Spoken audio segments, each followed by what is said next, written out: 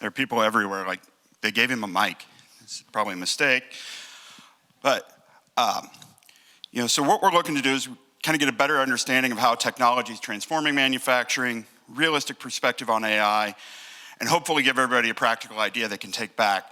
So kind of to start that, people think about manufacturing. They picture the equipment, they picture the lines, they picture the skilled trades. They maybe don't think about the automation, the robots, the analytics, the AI.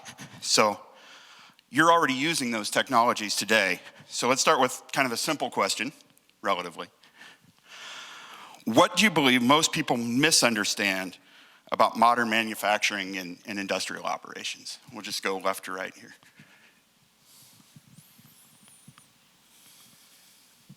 I think people don't realize, like we've already talked about, that it's very technology driven. Most people think in manufacturing, it's very archaic, analog, dark, dirty, dangerous, the typical thing that you hear, using a lot of outdated processes. Unfortunately, there's a lot of companies that exemplify that stereotype still, and that's one of the reasons we're here, is to talk about that.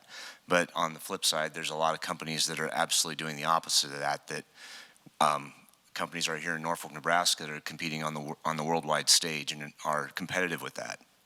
So I think that's every time that every company I've worked at, when people walk in, they don't expect to see what they see. There's just a lot of technology and automation.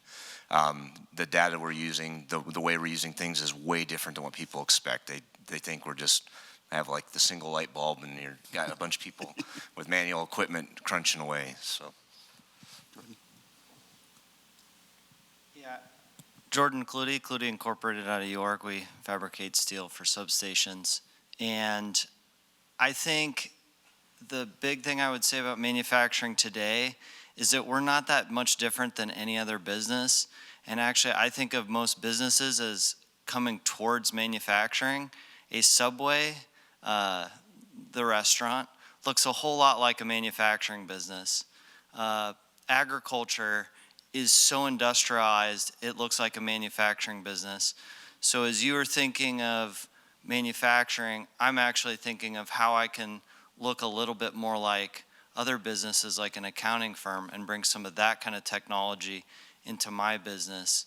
And automation, robotics is another tool that we're using just like everybody else is using tools in their business.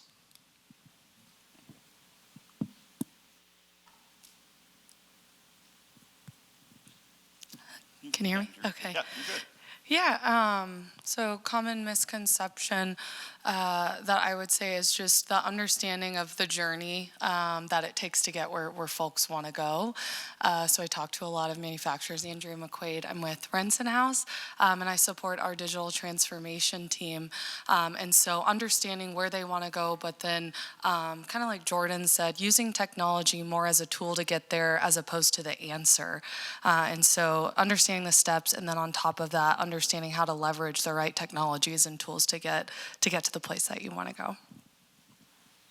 John Schulte with Nebraska Public Power District. I'm a little bit different than the rest of the panelists. I think electricity being manufactured, a lot of people don't think about that. And so one of the misconceptions that I think that we're dealing with is that if we stay in the space that we've always stayed and we're fearful of that change all the time at NPPD, we're always asking ourselves, how can we go beyond the status quo? How can we change it? How can we do something different? And that really is the challenge, is we're not content to just always do it the way that we have done it before. And I think as we leverage these technologies, if we can overcome that misconception and go forward, we can really drive Nebraska's workforce development and really increase our GDP, which is what automation and robotics is going to help us do. Good. So, you guys talk about your misconceptions. We're trying to get the new in banking. We're trying to learn that we're a data company, not just a money services company. So it's kind of along those same lines. So when we talked earlier, we had our planning session, we talked about how the technology needs to solve specific business needs. In my world, I get 100 or so software pitches a day, it seems like. But finding that solution first, finding the problem first is really really key. Andrew, you've spent time helping organizations navigate their digital transformation. What's kind of the first mistake companies make when they're beginning their AI or automation journey? Yeah, so I have the privilege of supporting our digital transformation team across the Midwest, so I get to see a lot of different challenges that folks are trying to solve for.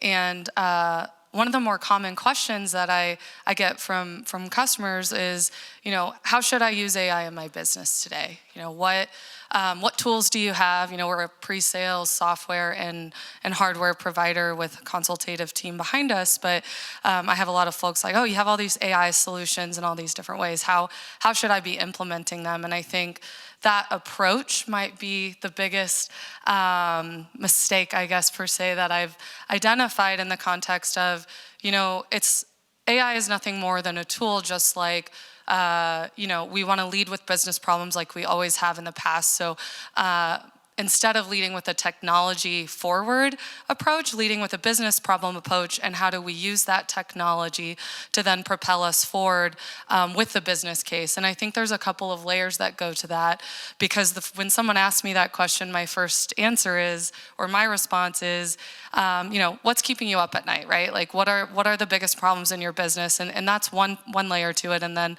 the second layer, I think, comes into play is like, okay, how do we identify metrics and quantify that to identify the actual problem, right? So when you're in an organization and you're trying to lead a project, you want to implement a new technological solution, you've got to have ROI, right? And so how do we identify that, and how are we constantly evaluating those things? And then I would say the last piece to that is also the cultural piece, right? So I always tell folks, like, don't eat the elephant first. There may be a really big problem that costs a lot of money, but then at the end of the day, in your organization, what's going to move the needle, what's going to galvanize buy-in and that type of technology, and it may not be the biggest project, and more often than not, the first one isn't always the biggest project. And then lastly, I would kind of tie all that together is, if you're new in this venture, identifying partners and folks that are going to support you that have experience in this space can kind of wrap that in and make it really beneficial. We've kind of been working at our organization, historically been more on the automation side of things, and are leaning more into the IT, OT convergence and the carpeted space. And what we've really identified over the past 3 or 4 years is, how do we find partners that have been doing this for 25 years to subsidize like our lack of experience per se, as terms of it being kind of like our core business competencies. So I guess kind of just the way that we're approaching the problem, I would say, would be the biggest mistakes, but then a couple of notes on how to identify that and work in a little bit different of a perspective. So Scott, I know you've done a lot of things in the automation area. What's a technology investment that kind of delivered a quick, measurable value quicker than you expected?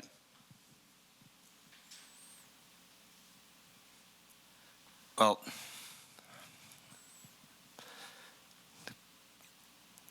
let me think on that. Something that quicker than expected. Honestly, I don't know if anything is as quick as you expect, so that's why I'm struggling a little bit. I think everything takes a long time to develop, so I think it's more important to really focus on how you're going to implement that than if you think something's going to be quick. It's not. Actually, I think it's quite the opposite. I think people think things are going to be quick, and they're not ever as quick as they maybe need to be or want to be. I guess I've seen it with AI, and hopefully we get to talk about this more, but I think there's a lot of things we need to be cautious about. But the one thing that I do notice with AI is it's much quicker to rapidly deploy something with AI than in the past. With robotics, it could be years to get things fully online, and I think with AI, I would venture to guess everyone in this room has AI on their phone right now, or a vast majority anyway. So the challenge is, you can do things so quick, it's easy to really make some bad decisions and bad mistakes on things. So there is a lot of quick opportunities with AI, and we've seen that at Weiland. We're already developing software and tools to help us out, but we have to be very careful with that, because you can really go too far too quick and make some really bad mistakes. where in the past, I think it was easier to make sure that even when something was rapidly developed, there was still a lot of thought put into it because you were forced to. Where now you can, if you're not careful, you can turn your brain off and let something else try to do that for you, and that can lead to a lot of problems. Can you come give the "nothing goes quick as you want it to speech to my board? That would be really helpful if you could do that. So Jordan, kind of looking at where you are, what's kind of your thoughts on how things have kind of changed with technology and implementing and getting those things going faster? Yeah, I want to come back to what Andrea said about taking a holistic approach, solving problems. I, in our business, have taken a very systems approach, departmental approach to implementing technology. So what does that mean? Looking at our HR department, what does the HR team need to be successful? What HRIS system do they need? How does that integrate with other systems? What does our inventory system look like? How do we get ahead in the future? So I think that approach is very important in manufacturing because we do tend to have a lot of systems that are trying to work together or they don't work together, to be honest. And I think one of the challenges for small businesses is that oftentimes that person who can see at that high level is the person who doesn't have time, right? Because that's probably the person that's running the company and knows what's going on. So when you go to implement technology, it gets really hard because that person knows how things should go and the person down below doesn't and maybe can't implement it. And so there's this gap. And so, like Andrew was talking about, having the appropriate vendor that's helping you is really important. And it's even harder as a small business to figure out which ones you should be working with. And that includes equipment, that includes software. And it's really hard to research this stuff. And it's really hard to figure out what the best solutions are. And they take a lot of time. So that's maybe where my head's at and has been at for quite a few years. Good. So I start at the other end and work this way on, what's a really successful first project look like to you, John? I think, like they said, identifying the problem, but then what I would add too is we're starting to leverage some of our new technologies, and it's like, what happens when you don't know you have a problem? We just implemented one, Fisher blocks, and it's a technology that monitors our generation, and we're noticing some different harmonics and things that we didn't know before because the older technology in meters, you couldn't pick it up fast enough. Well, now this new technology is able to go microseconds, and we can see these differences in our generation source. So I think just leveraging those and adding those to our portfolio so that we can actually see that difference. And then as we identify those issues, how are we going to then handle it? So it all goes back for us is when we're implementing those, how will it cut down on our repair time? The gentleman from Nebraska said lights on. We're all about lights on. So how can we keep you all in the room from having disruptions? That's our main focus, is we want your power on 24/7. So that's what we're leveraging. Yeah, I would say the biggest thing that I always lead with, especially at the beginning of the process, is small wins. So I may be talking to folks about, a 6-figure AI platform implementation, but when we're talking about maybe a paid pilot or something that's going to get the ball rolling, it's how do we find a small win that's going to have an impact on the business that we can evangelize in that organization to help continuing those projects to grow and grow. So I always lead with that. All right, I get to tell a fun story. So. To me, a good first project is one that's helping the people that you're trying to implement it for, not one that the executives think is a great, first step in the right direction.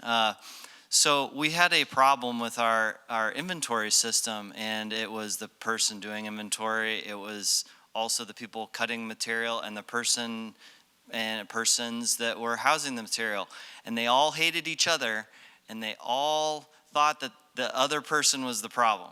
So we implemented I don't know how many people have seen Seinfeld, the Festivus, which is an event, a holiday party where we got everybody together. We even got the aluminum pole out, and everybody went around the room and got a bitch about the other person. Sorry for the language, but that's what happened. And during that process, we were able to come around a solution and also help everybody understand the other problems that were happening in the room. And I think that that is really critical to, as we're looking at implementing technologies, that we understand and get everybody on the same page of how the technology is going to work and how it's going to come together to solve problems. You got to get buy-in on projects, and I think that that's the best first step. I could repeat a lot of what they're saying, but at Weiland, people come first. And I think any project that you're going to do needs to be people focused. And you're always looking like, how are we going to be more efficient? How are we going to save money? Whatever it is. But if you're not helping your people, if you're not making your people more safe, more efficient, have a better quality of life, getting paid more, that's probably not the right project for you to be working on. And a lot of projects will end up doing that. But I challenge everybody to take that approach to think about it in those terms instead of looking at it from a business perspective, looking at it from how you're taking care of your people and making your people better. And so I agree. I mean, you need to have a small project. I've talked to a lot of friends that have had projects that have failed because they tried to bite off more than they could chew. It's really easy to do. But just like Jordan was saying, you need to visit with the people that are most impacted by it and get their buy-in, get their feedback, but really stay focused on the people aspect of it. I think that's incredibly important. Absolutely. So, anybody who's watched sci-fi or listened to sci-fi in the last 70 years has seen AI take over the world. So you've got that side of people panicking with jobs and everything. And then, as we discussed earlier, you've got I know I have people saying, well, just throw AI at it, it'll solve the problem. That's so, and we talked about balance earlier, so how are we balancing that? Scott, how do you, when you're introducing new technology, how do you address both sides of those concerns? So I'm going to touch on, Jonathan and I were just talking about this before. We're old, we've been around long enough to see that robots were taking over the world, and here we are 20, 30 years later, and they still haven't done that. I think the difference, like I touched on a little bit ago, AI is a lot easier to implement, and so I think it's easier for people to make some really bad mistakes. And so we have to be very cautious how we approach projects, especially with AI, because it's really easy to make a mistake. So when we're going into a project, a lot of this have nothing to do with the project at all. It goes back to the people and making sure that you have buy-in from people and the people trust what you're going to do. We're implementing a new robotic welding cell, and I have 5 welders, and I need to make sure those welders know that they're not going to lose their job. And a lot of that comes from me spending a lot of time every day with those welders, making them understand that I'm there to help them out. I'm serving them. I'm trying to make them better and make them have a good quality of life. And so when they have my trust, when we have something like that happen, or when we're implementing new technology like that, it's a lot easier because I can come up to them and say, listen, you're not going to lose your job. It's like that stuff that you're doing, like we make custom doors and windows, and we have long TIG weld on the seam of a door, which is kind of monotonous. That's the stuff that we're going to have the robot do. None of those guys like to sit there all day and do that. So when I explain, like, listen, we're taking away the stuff that you don't want to do anyway. I want you to do this really creative new project and use your brain and come up with new ways to do this stuff instead of just sitting here doing the same thing over and over every day, and get them like to look at it in a different way and get them to trust that it's like we're trying to make your job easier and better and more enjoyable. That's how you start getting buy-in on that stuff. And then bringing them along in the journey, explaining what's going on as you implement the next process. When you have the technician come in and do something, talk about what you're doing, so they know. It's not behind the curtain, it's out there for the world to see. I think that goes a long ways.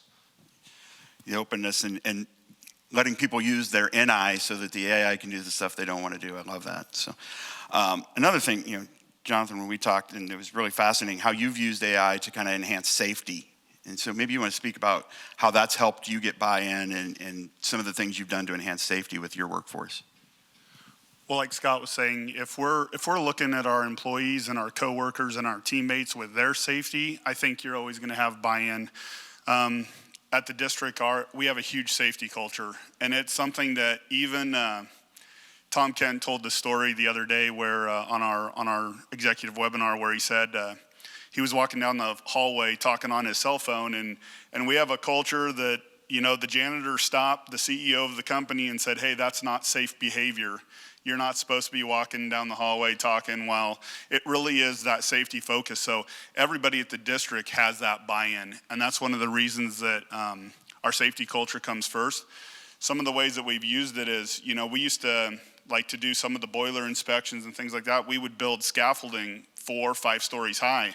We're not doing that anymore. We're taking drones, we're mapping it with LiDAR, we're bringing that back, we're loading that into AI software, and it's telling us what we're missing with our own visual inspection.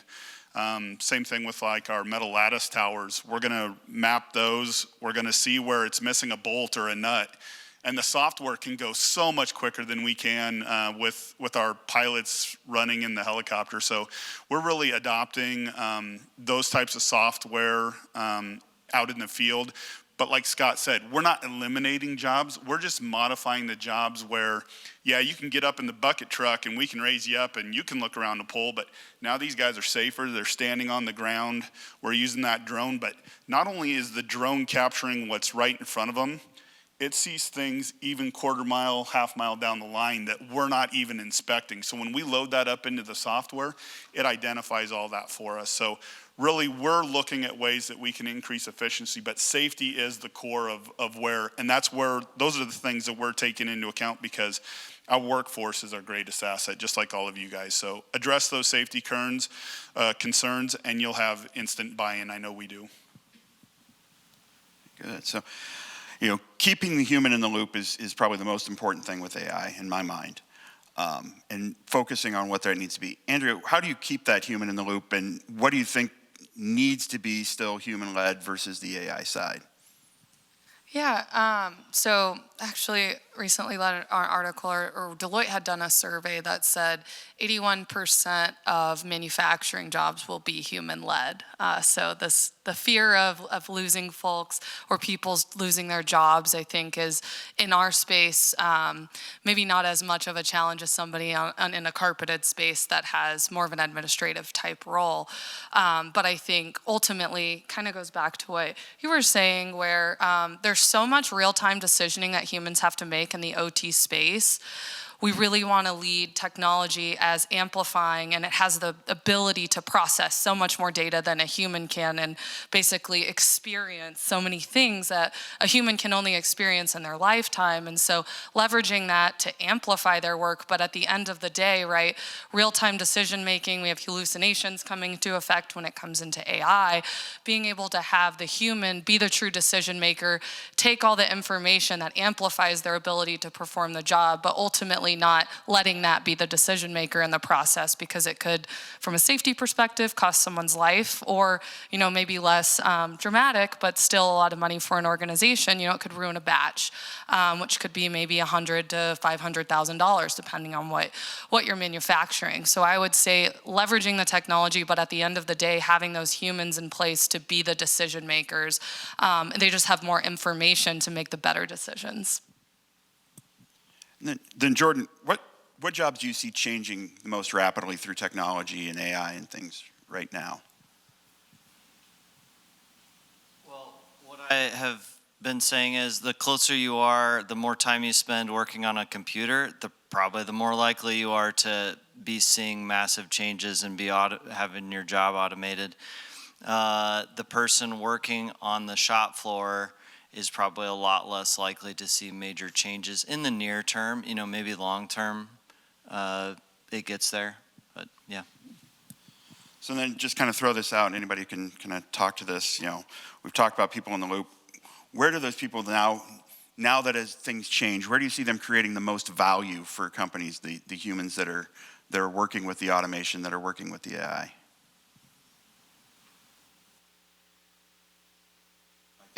Andrew was saying, that the critical thinking and just, creativity, decision making, that has to be human led. And I think that's where people really shine. And what AI should be doing, if properly applied, is making someone's job easier and more efficient. It shouldn't be replacing that person's job. There's plenty of things that people can be doing with their brain and doing the things that AI can't do. And a lot of, as the things I just said, the critical thinking, the troubleshooting, the decision making, the creativity are all really important. I just read an article recently that Ford Motor Company had implemented a QA AI system, laid off 350 engineers because of it, and now they're hiring them back because they're having all kinds of quality problems, because AI is not able to do the things with quality that a human can do. Now, AI can help aid that human to do a much better job, but you still need to have that human making that final decision on things. I think some of them is going to be where it's going to change. You have the ability to upscale that person and invest in that person. So maybe AI might change some of those. Talking with the dean of computer science at UNO, they said their goal is not to put out an entry-level computer programmer anymore at Omaha. Their goal is to provide them with on-the-job work experience, because the dean said they're going to learn better in your guys' shops than they are going to learn in the classroom. So it really is going to be this symbiotic relationship between higher education and us in the workforce, that we can actually take somebody in their junior, senior year of college and we can give them real world experience, and that's what they're shooting for. So it really is, they're not shooting to make an entry-level programmer anymore. They are wanting to have them come out with work experience and to be at a higher level. So I think that as AI maybe changes some of that landscape, I think we as employers have to be willing to invest and upscale our workforce, because just like Scott's saying, it's maybe somebody's been doing something and it wasn't as fun of a job. Now we can invest in that person and say, hey, I've seen the potential. You have all of, and we at the district, we have those soft skills, that logical mindset. Now, hey, we can take you, we can retrain you, and we can move you over to here. What do you think of that? So really coming alongside of them and reinvesting in our workforce as well. And then just kind of adding something that, kind of came up earlier, they talked about the memes. And so how do you keep people focused on AI and maybe not making cookie recipes, which, by the way, Mexican hot chocolate AI cookie recipe is fabulous. So I guess for anyone, how do you keep people making sure they're using their AI for the right things and focusing on what's going to be best for the company going forward?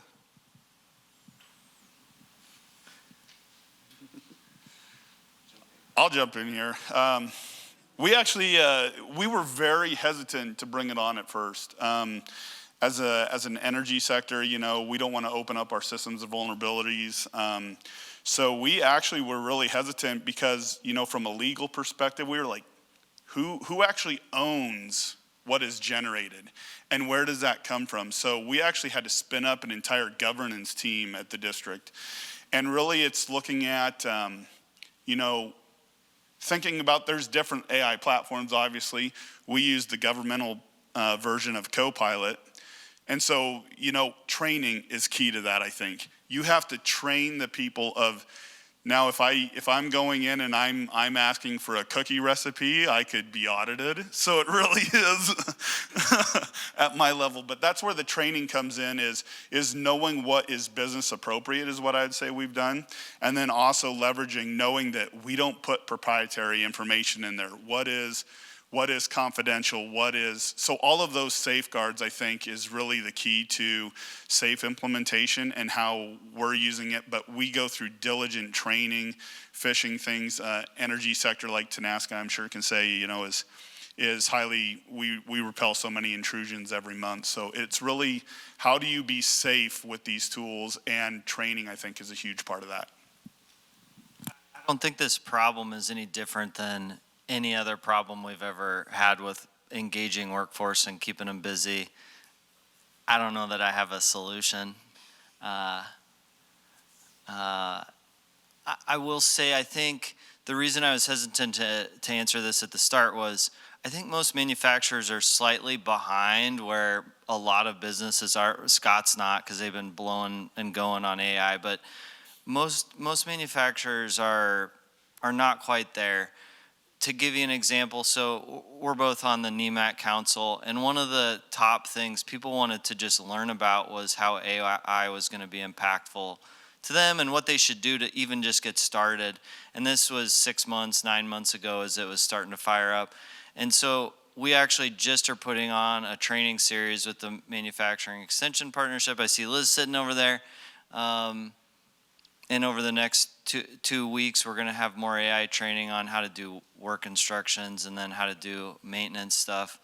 And so I think we're not quite at the point where a lot of places are. We're trying to figure out the security. We're trying to figure out what to even do.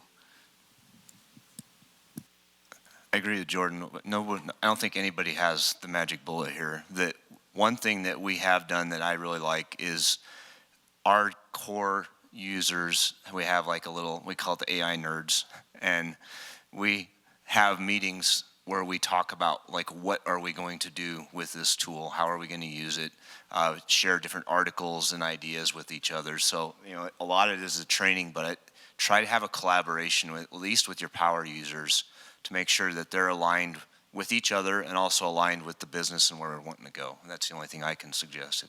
The rest is going to be a challenge. But a fun challenge. Yes. You can also see the fun memes they are making. That isn't the worst thing in the world. So you've talked about upskilling the current workforce. Over the next few years, there's going to be new skills needed coming into the workforce. So, Andrea, 5 years from today, what's the skill that's going to matter most? Ooh. I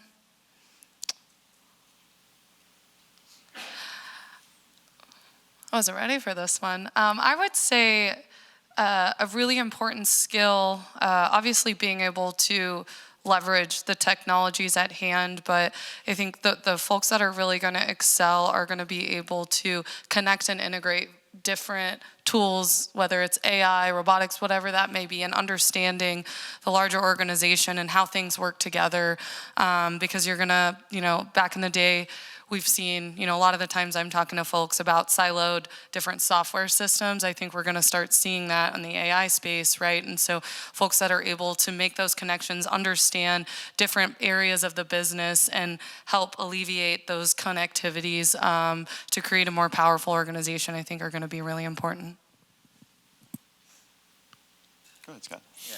So I'm going to throw out probably the curveball here. I think that nothing's going to change, because I feel that the things that people need are the same things we always need. We need people with critical thinking skills, with troubleshooting skills, from the creativity, the things I was mentioning before, to be able to adapt and learn and build with technology. What we're doing today is going to change in the next couple months, let alone the next couple years. And so if you focus your time at college or your time in education learning about the current technology, by the time you get out, it's all changed anyway. And that's the way it's always been. The things I learned in school are ancient history at this point. So I don't think we really got to focus on those core human skills and just continue to build on that. And whatever the tool is, the current tool, obviously we're training them on that, but that shouldn't be the focus. That's just like the tool that's helping them out. I'm going to get on a tiny soapbox. I think we have two things happening in the state. We know that from a population perspective, that over the next, 10, 20, 30 years, we're going to be starting to see population decline. And we, on the manufacturing side, know that it is extremely critical that we start implementing technology to replace that workforce. Because that workforce is going away. It's going away for us, and it's going away for people in this room. We're all going to deal with it. And one of the projects we've been working on at the NEMAC organization has been robotics at the grade school, middle school, high school level. And we're actually pushing right now to an NSA proposal to get robotics to be a state-sanctioned activity, which I would appreciate all of you to contact your schools and let them know. Why is this so important? Why am I so, I'm really excited about this. There's not a lot of things in today's school environment and at home where kids are actually getting to work with technology with their hands. They're handed an iPad and it works. They download the game, they play it. They have no idea how to program it. They have no idea what it does. They just do it, right? So if all of us in this room, I don't know about most of you, but I built computers. I tore them apart when I was a kid, right? I understood what a hard drive was and memory and all this stuff and how stuff worked. Kids don't actually, get a ton of exposure with that anymore because everything just works. And so I feel like robotics is a great, great way to, and we're talking about what's needed in 5 years. Well, we need people coming up that are very comfortable with technology and able to dig in, figure it out, help program. But it's not just the software side. I know that we're talking a lot about AI. It's how do we bridge that gap between the hard and the real world with the software world. And I just am really passionate that robotics, especially grade school, middle school, high school, is going to help solve that. Thanks. I think in the next 5 years, the biggest thing besides the skills that Scott laid out is I'm a firm believer in, like I said, I'm old school, personal relationships. You all are manufacturing, you're building in your communities, and it's you guys win the schools. And I know as an ex-small business owner, we get hit up for everything, right, in the community. Every single post-prom thing, and you can bleed yourself dry. But I will tell you, identify those things, just like you said, we support high school robotics, middle school robotics. For me, it goes back to the Growing Together and Exarban initiative. We go, as an energy educator, I go out into 84 counties and I go into the schools, and my thing is we need these young people to be able to communicate with us, just like Jordan was saying, sit them down, hey, actually tell us what's going on. Texting, sometimes there's a lot that's lost in a text or an email. So if I can still have that conversation, Jim Townsend's back there. I see I've called him and we go back and forth. And it really is that interpersonal relationship that you guys can identify who those leaders are in your communities. And maybe it's going to be us having to step in to release a financial barrier and provide the means that they can go get the education and come back. But I think interpersonal relationships is going to be a huge factor in communication. So you kind of teed me up for this next one because you talked about personal relationships, and there's a lot of businesses in here, and we're at a great institute, educational institution. What should businesses be doing working with the education community to help that next generation prepare and skill? Andrea, maybe start with you on that.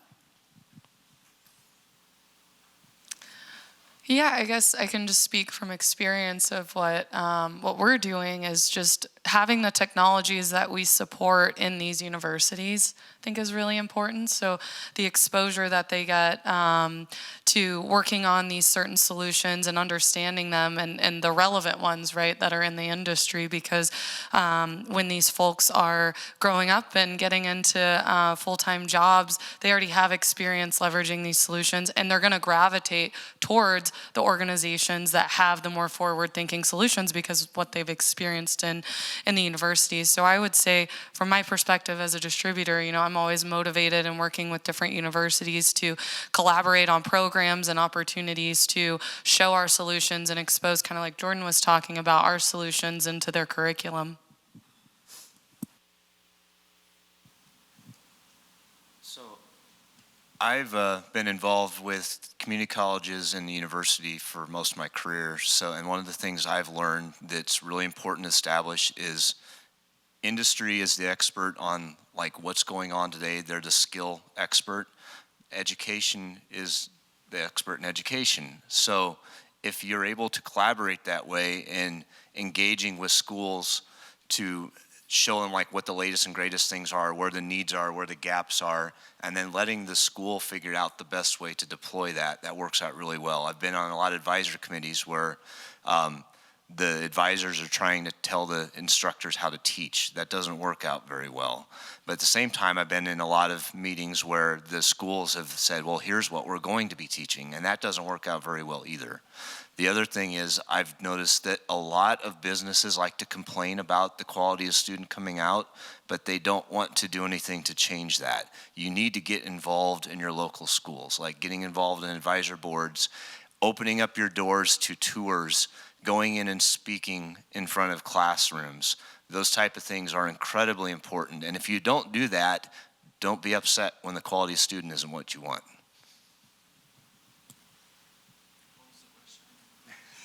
How can the employers today work with the educational community to make sure those skills are ready for that next group? You really spoke to it a lot about with robotics and, the robotics teams becoming. I killed that. I just think for those of you who are not involved with the chamber or with a council like NEMAC, it's actually happening. I mean, I am just so impressed with the way our universities, our community colleges, even our local high schools are listening to us about what's important. They're trying to understand what jobs are going to be there, and they want to push kids into those careers. And I think there's been a shift in that over the last maybe 3 years. And so if you're not involved in talking to your local high school and community colleges and stuff like that, they want to hear from you because they want these kids to come out and get good jobs. Just get alongside of them. Biggest thing is what I can say is going into the schools, they're looking for funding, guys.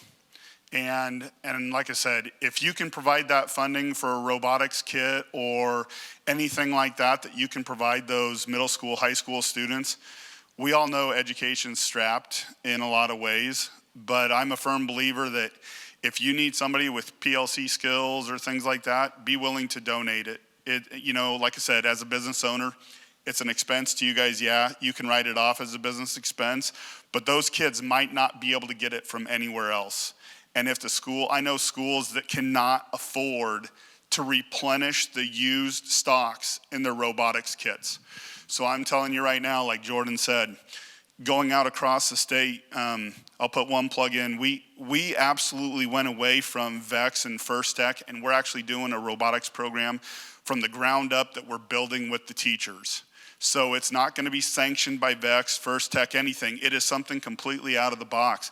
But these school programs do not have the funding just to replace the metal that they've cut up in previous years. So I ask you guys, if you guys got $1,000 in your budget that you can afford for your local robotics club or things like that, those soft skills, those interview skills, those building, programming, engineering, I guarantee your ROI on your investment of whatever it is, I think that will come back to you fold from your local areas. Okay. So kind of transitioning a little bit towards the end, we'll kind of throw these out for anyone. We love coming up here to Northeast Nebraska. You guys know the innovation going on up here. For those of us from Southeast and Eastern Nebraska, what would surprise us about some of the innovation going on in Northeast Nebraska today?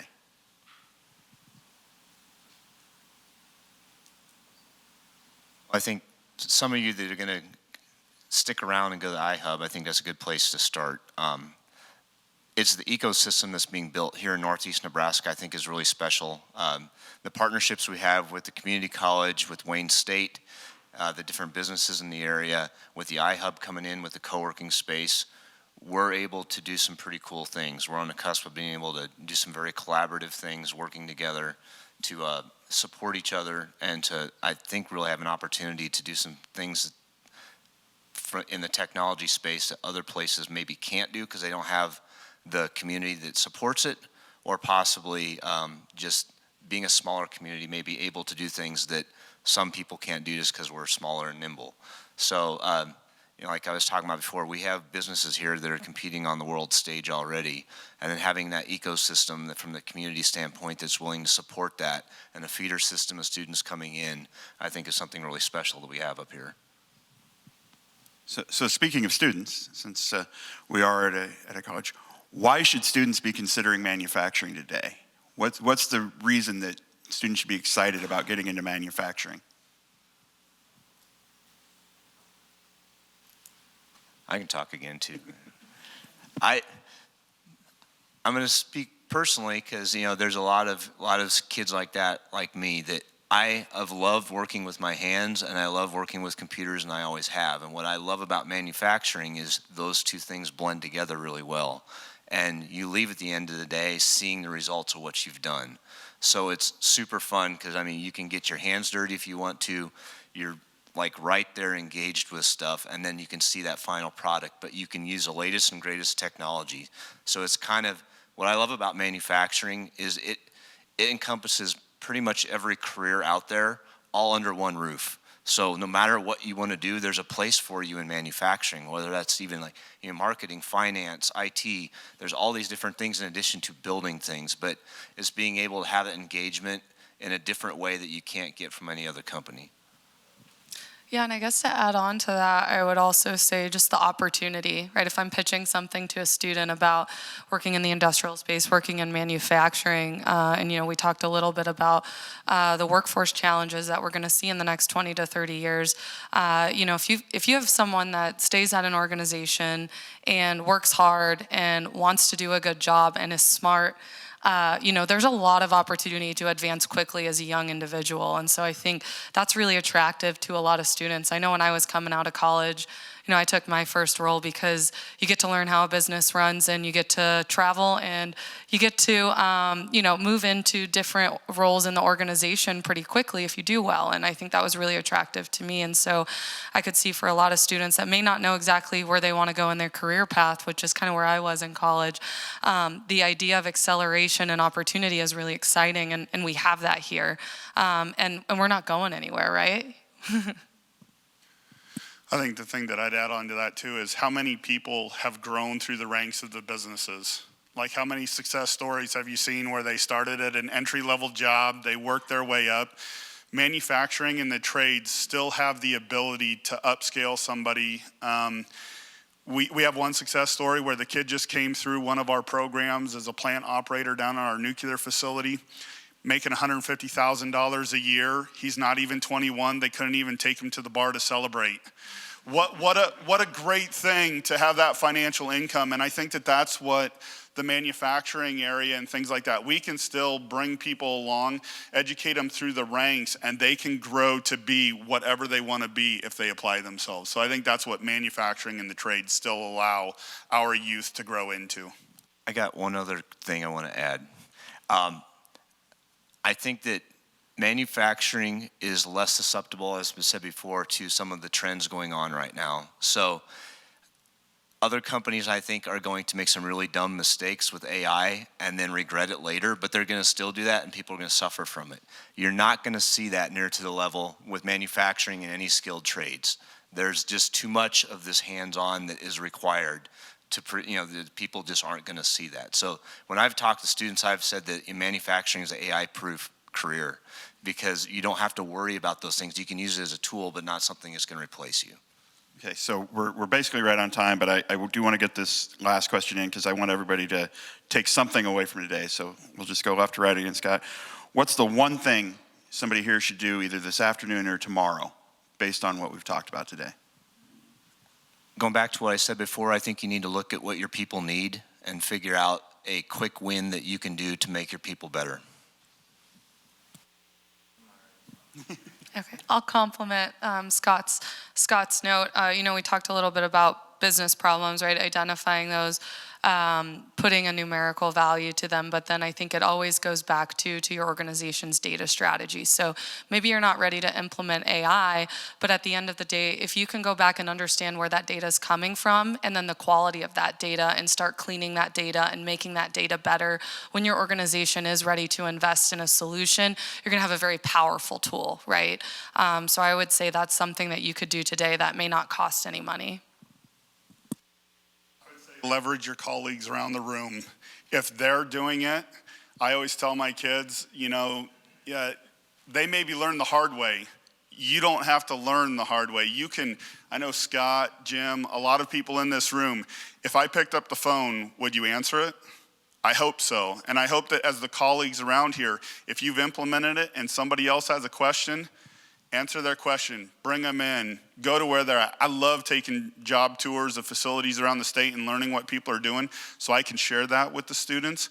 So I just think if we can help each other, except for taking proprietary videos in Scott's place there, see what everybody has to offer, because you don't know what your neighbor's doing. And I think that that's a very valuable thing, is we are better as a collective. So I'm going to talk a little more personal side. I've just really been feeling lately that, technology was a promise to help all of us and make life better. And it has. But how many of us feel like our lives are getting run by technology now, whether it's email? And how many of us are quasi-addicted to technology? I catch myself sitting down to play with my kids, and in 5 seconds I'm picking up the phone to see if I've got a text or something like that. So I think do a self-audit of yourself of, are you in a better spot as a person because of the technology you're using? And are you leaving room for the personal relationships in your life that are the most important thing? Are you investing in that? All right. Well, thank you all. And I know we're a little past time, and I'm probably going to get chewed out for that, but appreciate it. All right.